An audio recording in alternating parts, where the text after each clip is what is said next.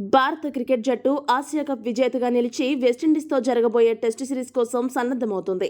ఈ test series అయిపోయాక Australia జట్టుతో టీమిండియా 3 వన్డేలు, 1 టీ20 సిరీస్ ఆడనుంది. ఈ సిరీస్కి ఇంకా స్క్వాడ్ ఎంపిక చేయకముందే ఇండియాకు ఊహించని షాక్ తగిలింది. ఆసియా కప్లో గాయపడిన పాండ్యా ఫైనల్లో పాక్తో జరిగిన మ్యాచ్లోనూ ఆడని విషయం తెలిసిందే. ఎడమకాలి తొడ కండరానికి గాయం కావడం వల్ల పాండ్యా ప్రస్తుతం పూర్తిగా ఫిట్గా లేడు. అతడు కోలుకోవడానికి దాదాపు 4 వారాల సమయం పట్టొచ్చనే వార్తలు వినిపిస్తున్నాయి. దీంతో ఆస్ట్రేలియాతో జరగబోయే కీలకమైన వన్డే సిరీస్ నుంచి స్టార్ ఆల్రౌండర్ హార్దిక్ పాండ్యా తప్పుకున్నట్టు తెలుస్తోంది. అయితే 5 టీ20ల సిరీస్లో మాత్రం ఆడే అవకాశం ఉంది. హార్దిక్ పాండ్యా దూరమవ్వడం భారత జట్టుకు గట్టి ఎదురుదెబ్బ అయినప్పటికీ మరో ఆటగాడికి మాత్రం ఈ గాయం బంపర్ ఛాన్స్గా మారే అవకాశం ఉంది. ఆ ఆటగాడే యువ ఆల్రౌండర్ నితీష్ కుమార్ రెడ్డి. అంతర్జాతీయ క్రికెట్లో భారత జట్టుకు హార్దిక్ పాండ్యా ఎంతో కీలకమైన ఆటగాడు.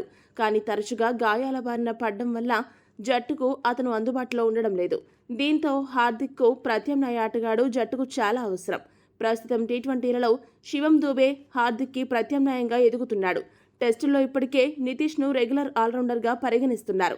ఇప్పుడు వన్డే జట్టులోకి కూడా హార్దిక్ ప్రత్యామ్నాయంగా నితీష్ కుమార్ రెడ్డిని తీసుకునే అవకాశం ఉంది. అలా తీసుకోవాలంటే నితీష్ వెస్టిండీస్ టెస్ట్ సిరీస్లో చాలా బాగా ఆడాలి. నితీష్ కుమార్ రెడ్డి తనకు వస్తున్న అవకాశాలను పూర్తి స్థాయిలో సద్వినియోగం చేసుకోవాలి. ఇంగ్లాండ్ టెస్ట్ సిరీస్లో నితీష్ పెద్దగా ఆకట్టుకోలేదు. ఇప్పుడు గనుక వన్డే సిరీస్కు ఎంపికైతే ఆస్ట్రేలియా వంటి బలమైన జట్టుపై ముఖ్యంగా ఒత్తిడితో కూడిన పరిస్థితుల్లో రాణించడం ద్వారా తాను హార్దిక్ పాండ్యాకు ఒక బలమైన ప్రత్యామ్నాయం కాగలనని నిరూపించుకోవాలి. నితీష్ కుమార్ రెడ్డి బ్యాటింగ్, బౌలింగ్తో పాటు ఫీల్డింగ్లో కూడా చురుగ్గా ఉండి జట్టుకు బ్యాలెన్స్ అందించాలి. రాబోయే సిరీస్లలో 1-2 మ్యాచ్ల్లో మెరుపులు మెరిపిస్తే అంతర్జాతీయ క్రికెట్లో అతని స్థానం సుస్థిరమవుతుంది.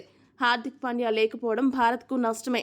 కానీ నితీష్ కుమార్ రెడ్డికి మాత్రం ఇది తన సామర్థ్యాన్ని ప్రపంచానికి చాటి చెప్పడానికి దొరికిన అపురూపమైన అవకాశం. ఈ అవకాశాన్ని అతను ఎంత బాగా ఉపయోగించుకుంటాడో వేచి చూడాలి.